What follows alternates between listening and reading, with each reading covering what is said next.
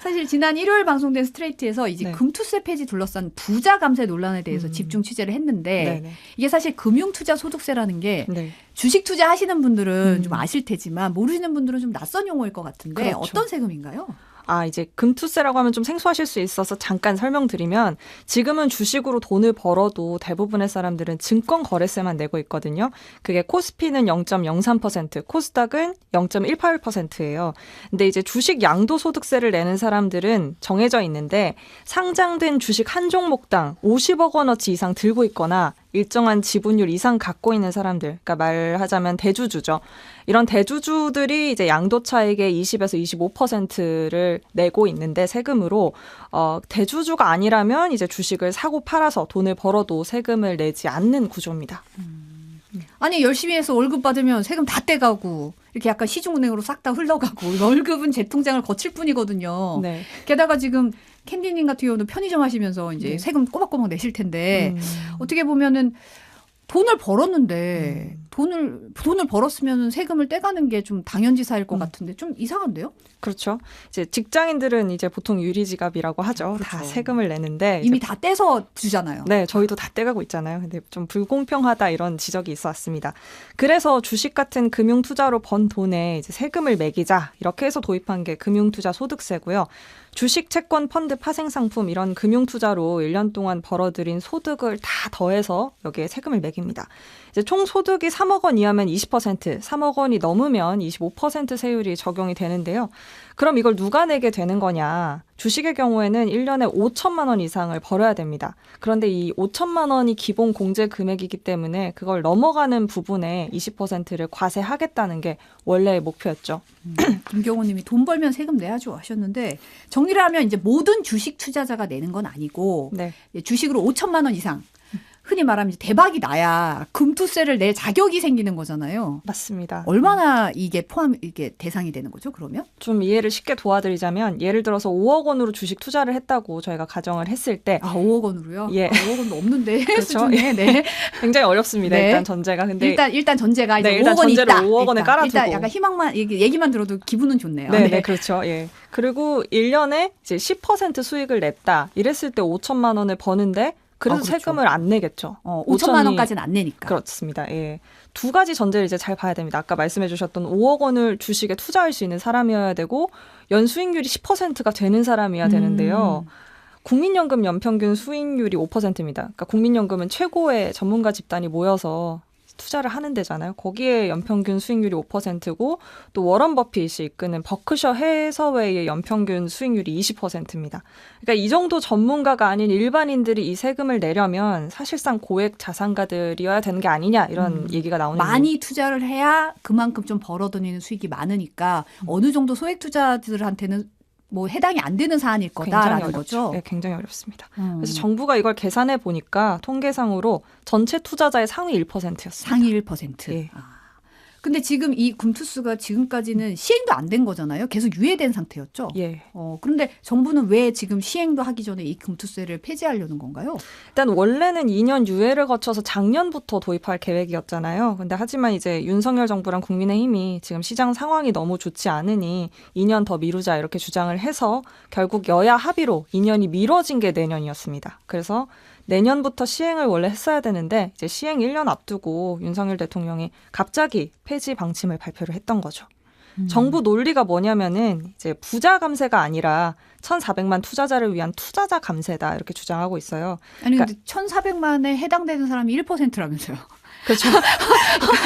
약간 그것도 약간 1,400만에서 다 해당되는 건 아니고 투자자의 1%만 해당되는 건데 어쨌든 네. 예, 뭐 이런 말인 것 같아요. 상위 1%가 혜택을 보지만 이 사람들이 시장의 영향력이 큰 손들이라서 주식 시장에 미치는 영향력이 크니까 이걸 폐지해야 된다 이런 취지로 보입니다. 근데 실제로 대만의 경우에 주식 양도세를 도입하고 주가가 한 달 만에 30% 폭락한 적이 있긴 하거든요. 그래서 윤석열 대통령이 대통령 후보 시절에 주식 양도세 폐지 공약을 내세우면서 그 근거로 들었던 사례가 이 대만입니다. 네. 그래서 제가 인터뷰한 개인 투자자들도 이걸 우려하고 있었고요. 그런데 전문가 시각은 좀 달랐습니다. 이제 당시 대만은 금융실명제를 도입하기 전이었어요. 그래서 금투세를 도입하게 되면 자기 이름이 아닌 다른 이름으로 거래하던 거를 투명하게 자기 이름으로 차명 공개를. 거래하던 것까지 다 드러나야 되니까 세금을 매기려면 이제 네. 실명이 공개되니까 이게 단순히 세금을 도입해서 폭락했다기보다는 이제 이런 다른 정황이 있었다는 거죠. 그렇게 되는 거죠. 그래서 과세 당국에 신고를 하려면 어쨌든 투명하게 나를 드러내야 되지 않습니까? 그렇다 보니까 이제 우리나라와 상황이 좀 달랐던 거고요. 그게 싫어서 대규모 매도를 했다 이런 의견들이 나왔고 우리나라도 이제 제가 찾아봤어요. 그래서 과거 금융실명제 도입했을 때 보니까 주가가 폭락을 했더라고요. 네. 근데 윤석열 대통령이 사실 금투세 폐지 발표하면서 글로벌 중시 수준을 언급을 했어요. 그러니까 좀 궁금한 게 그럼 다른 국가들도 주이식 소득에는 세금을 물리지 않나? 그러니까 글로벌 스탠다드 얘기가 나오는 거 아닌가 싶었는데 어떤가요, 실제는? 일단 저희가 찾아본 바로는 OECD 회원국 38곳이 있거든요. 그 국가들 중에 주식 소득에 과세하지 않는 건 우리나라 포함해서 4곳밖에 없습니다. 일단 미국은 세금을 물린 지 100년도 더 넘었고요. 그래서 많이들 아실 것 같은데 연방소득세법에 따라 1916년부터 주식 소득에 과세하고 있습니다. 그래서 실제로 세계 최고의 부자라고 불리는 일론 머스크가 각종 세금으로 2021년에 이제 110억 달러, 13조 원을 낸다고 얘기한 적이 있고요. 13조 원이요? 예. 그럼 얼마를 벌어야 13조 원을 내는 거죠? 네, 모르겠습니다. 네. 아무튼 네. 감도 안 오는데요. 네. 아무튼 영국도 1960년대부터 과세하고 있고 독일, 프랑스 여기도 세금을 물립니다. 그래서 보니까 덴마크가 최고 56%까지 세율을 적용하고요. 독일이 26.4%, 옆나라 일본은 20.3%, 네. 그리고 미국과 영국 20% 이렇게 적용을 하고 있었는데요. 소득이 있는 곳에 세금이 있다. 이게 글로벌 스탠더드라고 볼 수 있을 것 같습니다. 그리고 사실 또 하나 얘기했던 게 코리아 디스카운트 얘기가 나왔어요. 코리아 디스카운트 해소하기 위해서 금투세 폐지한다. 이런 내용이었는데 사실 코리아 디스카운트 이제 국내 주식이 저평가되는 상황 이런 걸 얘기하는 거잖아요. 사실 뭐 우리는 이제 북한도 있고 여러 가지 코리아 디스카운트 사온 상황이 있을 수 있는데 정말 세금 때문에 이게 일어나는 건가?라고 의문이 좀 들거든요. 일단 제가 이거를 물어보기 위해서 여러 전문가분들께 여쭤봤습니다. 이제 증권사에 계신 분들께도 여쭤보고요. 교수님들께도 여쭤봤는데 일단 전제는 좀 말고 가야 되는 게 사실 금투세는 아직 시행해 본 적이 없어요. 그렇죠. 예. 네. 그래서 그건 시행해 봐야지 아는 거고요.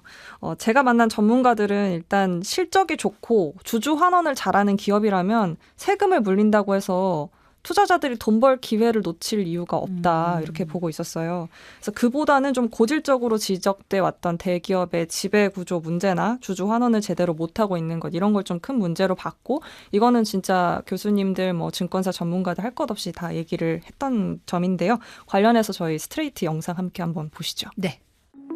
자본시장연구원은 지난해 보고서에서 코리아 디스카운트의 원인으로 낮은 주주 환원, 저조한 수익성과 성장성 그리고 지배주주의 사적 이익 추구 문제를 꼽았습니다. 이런 지적은 정말 많습니다. 최대 주주 일가의 이익을 위해 소액 주주들이 착취되는 취약한 기업 지배구조가 문제다. 코리아 디스카운트의 원인은 국내 투자자들뿐만 아니고 해외 투자자들도 그냥 공통적으로 얘기하는 게 그냥 한국의 기업 지배구조 문제 때문이다. 다 공통적으로 얘기하거든요. 그러니까 그건 어떤 의미냐면 회사의 이사와 경영진이 전체 주주를 위해서 일을 해야 되는데 특정 대주주만 위해서 일을 하는 그런 경우가 우리나라는 너무 많기 때문에 재벌의 총수 일가들이 자기의 어떤 전체적인 자기의 왕국이잖아요. 자기의 왕국에 대한 어떤 지배권 이런 것들을 놓지 않으려는 집착이 굉장히 큰데 그럼 그 지배권을 왜 안 놓으려고 그러냐? 그러면 자기가 그 왕국을 지배하면서는 저희가 이제 사적 이익이라고 그러거든요. 개인적 이익이 굉장히 크다라는 것들이 일반적인 분석이에요. 전문가들의 시각은 이런 얘기를 하고 있네요. 사실은 이제 이재용 회장 1심 판결에 대해서도 관심 모아지면서 판결 나왔을 때 무죄 판결 나왔을 때 코리아 디스카운트 얘기가 나왔거든요. 사실은 이 부분이 결국 우려하는 바가 아니냐라는 얘기가 나왔거든요. 그래서 이 부분은 이것도 좀 지켜봐야 될 것 같고요. 근데 사실 문제가 걱정이 되는 부분이 지난해 56조 원이 넘는 세수 부족 사태, 그러니까 펑크가 났어요. 한마디로 구멍이 뻥 뚫렸는데 그리고 사실 올해도 어려움이 예상되는 상황이거든요. 그렇죠. 그런데 세금 깎아주는 정책을 이렇게 계속 내놓는 게 맞냐는 지적이 나오고 있어요. 사실 그게 제일 큰 문제죠. 지금 세금 정책에 있어서 지난해 역대급 세수 펑크를 맞았지 않습니까? 그러니까 이제 그 세수 부족 문제 때문에 제일 말이 많은데요. 일단 작년 국세 수입을 보시면 444조 1,000억 원이 작년 국세 수입이었는데 네. 예산이 400조 5천억 원. 그러니까 이거를 계산해 보시면 56조 4천억 원이 비죠. 이만큼 부족했다는 얘기입니다. 네. 이게 어디서 비었는지를 보니까요. 소득세, 법인세, 부가세, 종부세 냈다 감소했고요. 윤석열 정부 이 중에서 이제 윤석열 정부의 그 감세 정책에 따라서 그 직전 해에 세제 개편으로 줄어든 게 얼마인지 봤더니 이제 소득세 3조 5천억 원, 종부세 1조 2천억 원, 법인세 6천억 원, 그리고 뭐 증권거래세 6,800억 정도 이렇게 해서 6조 4천억 원. 근데 이거는 2022년에 그 세제 개편 분석안에서 정부 추계로 나왔던 거거든요. 그러니까 실제로 이만큼 줄었는지는 또 확인해 봐야 될 문제지만 어쨌든 그때 정부가 발표한 전망치가 이 정도였습니다. 6조 4천억 원. 이게 포함돼 있다고 볼 수 있겠죠. 네. 이번 세수 펑크분에. 전문가들 의견은 국가 운영할 때는 일정한 수입이 있어야 되는데 그렇죠. 세금이 덜 들어오면 결국은 다른 부분에서 메워져야 하는 거잖아요. 그래서 또 다른 증세가 있는 게 아니냐 이 부분을 가장 우려를 하고 있죠.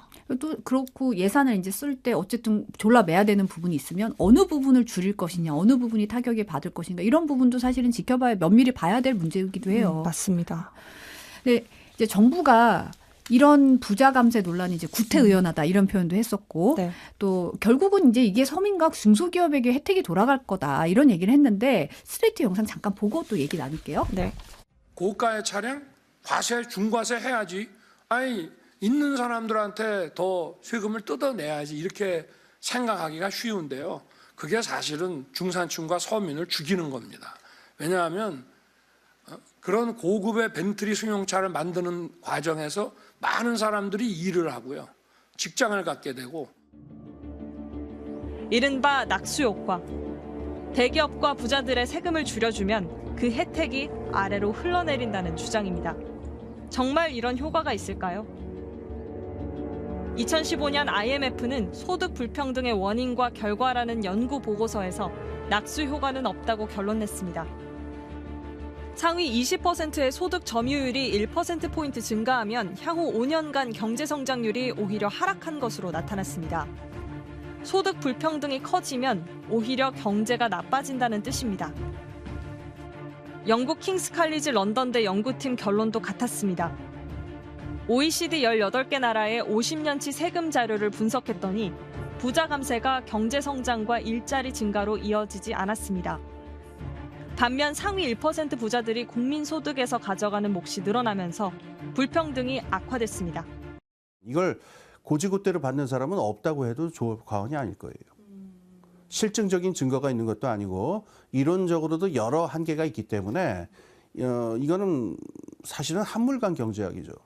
오래된 신화 혹은 포클로어라고 그러죠. 그러니까 전승 같은 거에 불과한 얘기인데 그 옛날식 경제학의 통념이 아직까지 남아가지고 지금 정책을 만들고 있는 거죠.